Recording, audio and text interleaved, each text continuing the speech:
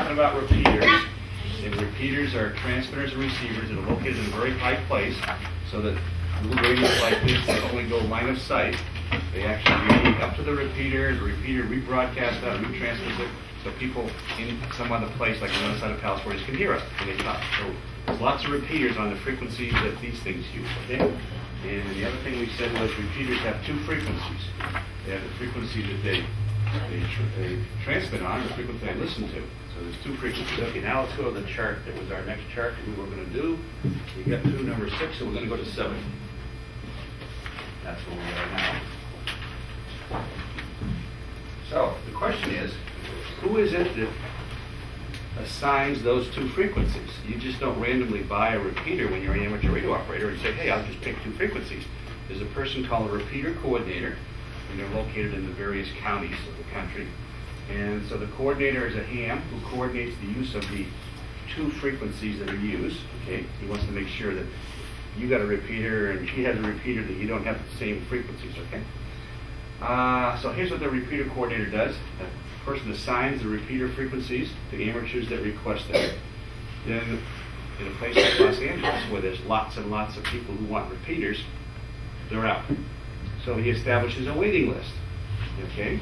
And then he also attempts to resolve problems. When somebody who has a repeater has some kind of a problem, he'll try to attempt to resolve the problem. Remember I gave you an example about how there was a repeater in Mount Palomar that had the same frequencies as the one at my house, and the repeater coordinators figured out, okay, just put that CTCSS tone, a different one on each one, and everything went away. Okay, so here's one of the questions. T1A08 says, a frequency coordinator recommends transmit receive channels and other parameters for auxiliary and repeater stations. Well, okay, what he really does, he does all of the above. And it's not channels, it's frequencies, but this is the wording that they use. Okay, this is one of the things the repeater coordinator does. The coordinators are selected by the hams who live in the local area, so if this repeater coordinator moves or goes away, then the local hams get a chance to pick another one. Okay? And who can own and operate a repeater? Any amateur that's got a license. Doesn't make a difference what level license you get. As long as you get a license, you're off and running if there's a repeater pair available in your area. Okay, this is a thing called an auxiliary station transmits over the air from a remote site to a repeater for a transmission. What does that mean? There are people who live out, say, in some valley somewhere, and there's no repeaters in the area. But there's one maybe the next valley over, okay, the next place. So they'll put up what's called an auxiliary station, which if I'm in this valley and I transmit, that thing takes my signal and sends it over to the repeater. So just memorize that, nothing else to do there. So basically this is simply a link from one repeater to another repeater, that's all it is. This lets me talk to my local repeater, but if that link, when it's linked to another repeater in the area, then I also get a transmitter on that repeater. Okay, fine. You don't have to remember, there's no questions here, so don't worry about it. But here's an interesting one. There's a repeater at my house that uses one of these links to several repeaters up the coast of California. So the guy at my house has got a link, and he goes to a repeater in Santa Barbara, and it's linked to one up in San Luis Obispo, and it's linked to one up in Monterey, and it's linked to one up in Reno. So they can activate these links, and so when you're talking to my repeater, or the repeater at my house, you're coming out over all the repeaters. Nothing to memorize there, okay? So, an amateur station is authorized to retransmit the radio signals from another repeater, amateur auxiliaries and amateur space stations. Well, don't worry about that right now, we'll talk about that later. It's a bit awkward, but what it says is you can actually link these repeaters together and talk through many repeaters simultaneously. Well, let's give you one more little thing about repeaters. So here's a repeater, and here's someone who wants to talk into the repeater, okay? But some repeaters have a special little feature called an Autopatch. It's a special little device that's tied into a phone. Notice there's no questions there. This is just your information. So the person who, let's say, knows what the codes are, like the guy who owns the repeater, he hits this button, he hits his code. This thing says, oh, I recognize the code. Then he simply dials a number and lets go. And this thing dials the phone, and it dials your phone number, and you pick it up and say, hi.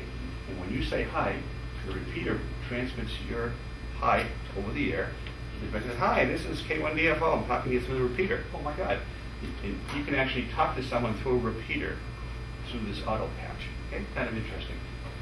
Okay, but you got to remember, when anybody does that, the conversations aren't private because the repeater is transmitting both sides. Okay.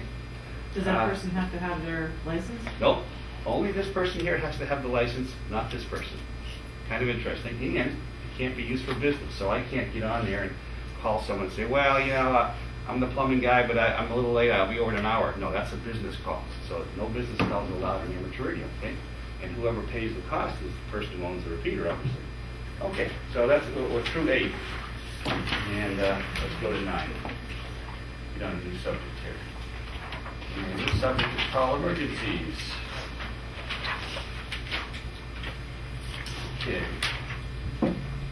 Let's see. In a life-threatening or major property-threatening emergency, almost all the FCC rules go away, but this is not clearly stated by the FCC in the pool. They don't tell you that. But what you'll find out from some of the questions is that if it's a life-threatening emergency or a major property-threatening emergency, all the FCC rules go away. You don't need a license to operate this radio. You can operate any frequencies you want. It all goes away. They don't kind of tell you that, okay? Okay, so this question here says that you can use any means of radio communications when normal communications are not available. Well, what they mean is emergency. See, they've hidden the word emergency. Okay? So when you have an emergency, you can use any means of communication, which means all the rules go away. If there is a net in operation, now what's a net? Okay, well, let's say you all have a license and you're all at home. And Terry is running a net. What that means is she's going to jump on, and you're all going to check in one at a time, and she's running what's called a net. Okay, that's where a bunch of hams are, just like you're in this room, and I'm the person in charge, and I'm the person talking. She could be at her radio, and she'll be in charge, and she'll ask each one of you to talk when she needs some information. So that's a net. Okay. Okay. So, if there is a net in operation, this question says you should begin your transmission by saying priority or emergency followed by the call sign. What they're saying is this. They're saying if there's a net in operation and I have an emergency, I'll just check, when there's a little break, I'll just check and say priority or emergency, K1 DFO.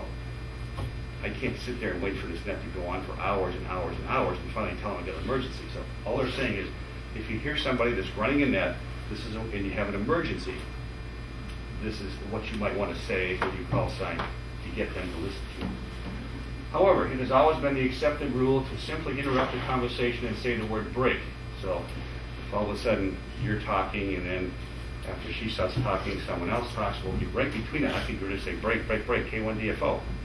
Yeah, you could do that, and hopefully other hams know what break means, but a lot of them don't know that break means emergency. But this is what the FCC thinks. If you're participating in an emergency net, don't transmit until the net control station asks you to do that. So if Harry's in charge of the net and it's an emergency net, you don't just jump in and talk. You only talk when the net control station says, okay, gives your call, so can you give me the answer to this question? Okay. The FCC rules apply to proper operation of an amateur station when using amateur radio at the request of a public service official. Well, so for instance, like the FEMA, right, the emergency management folks, or any group, Redondo Beach, Hermosa Beach emergency group, when they want a ham radio person to participate, like in your emergency center upstairs in the other building here, the rules still apply. Okay, they apply. But in a life-threatening condition, the FCC rules change as noted on the prior chart. So if you're just running a regular net for the local emergency group, and once it's a practice net, okay, all the rules apply. Once it goes to life-threatening, that's it. The rules go away. They don't tell you that, okay? Okay, there's a group called RACES, Radio Amateur Civil Emergency Service. Just memorize that answer. It's an organization within the amateur radio community that oversees a lot of the emergency groups. That's all you got to remember. And there's a subgroup called ARES, Amateur Radio Emergency Service. So under the RACES, there's all different kind of little emergency groups. The only one, so you got to memorize both of those acronyms. So RACES and ARES are both, but don't provide communications during emergencies, okay?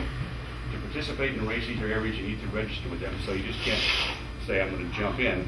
Typically, in areas where they have activities, they just want you to register and make sure your call's on their list, that's all.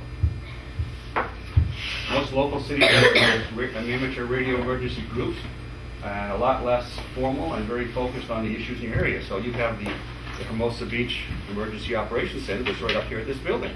So you have one of those. Okay? These groups typically have a test net once a week. It's on Monday or Tuesday night at 7 o'clock. They'll just say, okay, this is the Hermosa Beach or Palos Verdes emergency net. Would our members please check in? You just come in, it's K1DFO. Okay, K1DFO, thank you for checking in. And they'll just listen until they've got a lot of people checked in, and then they just say, okay, we've had a good test, and that's it. It's just a test, just to make sure your radio is working and it's on the right frequencies. If you become active in one of these groups, make sure that you store the frequency and the other data in your memory. So they may have a certain frequency that they use, and it might have a certain TL, a tone. Well, why do you want to have to figure that out every Monday night or Tuesday night at 7 o'clock? So what you do is set it up in the radio, put it in the memory. So when you turn your radio on to the net, you just turn to whatever memory was, number 5 or 6 or whatever. There you go, you're all set to go. Let's see. Some of the emergency groups, the very formal ones, they define exactly how you can send an emergency message. So that's what this is for. We have a thing called the preamble. In a formal traffic message is needed to track the message as it passes through the system. So they have certain words you have to use, so that if the message goes from here over to Culver City to downtown Los Angeles, they know where it came from, but they can look at all the little special things you have to say in the message. This is the very formal stuff. A lot of the emergency people don't have this formal stuff, but some of them do. So when handling emergency traffic messages, it is very important to pass the message exactly as written or spoken and received. They don't want you to rechange the words. Okay, that's their formal side of that. When an emergency message is passed from station to station, that's the amateur radio station, it is important that the exact message was received. That's why you use all the words. Okay? And this is what they want you to memorize. The acknowledgement that the message was received correctly is done by saying the word check. So if you send me a message that's on, I said, did you copy the message? Check. Okay, fine. It says, I assume that most of you will buy a handheld radio as an emergency radio. Maybe you won't. I would suggest that if you purchase a headset. Remember I had a headset last week? But the other thing I strongly suggest if you buy one of these radios, you buy this little guy. What is it? Charger. The charger. What does it plug into? Cigarette lighter. Because if your power goes out for a couple days, that battery's dead. You're not going to be able to use that radio for more than about a day. That battery's going to be dead. You plug this into your car battery, that car battery's going to stay charged. All you got to do is start the car. And then if you go someplace in the car, guess what? You're still charging it. So the car battery thing is one of the most important accessories to get with this. Okay? Okay, there's no questions here, so we'll try to focus on this because we're really behind. That's emergencies. And we'll go to number 10.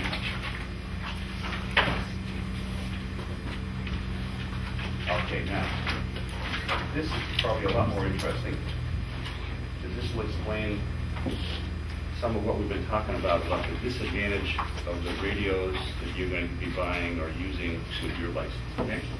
This is what it's about. Okay, it says when electromagnetic energy leaves your antenna, you travel through space and we have radio waves.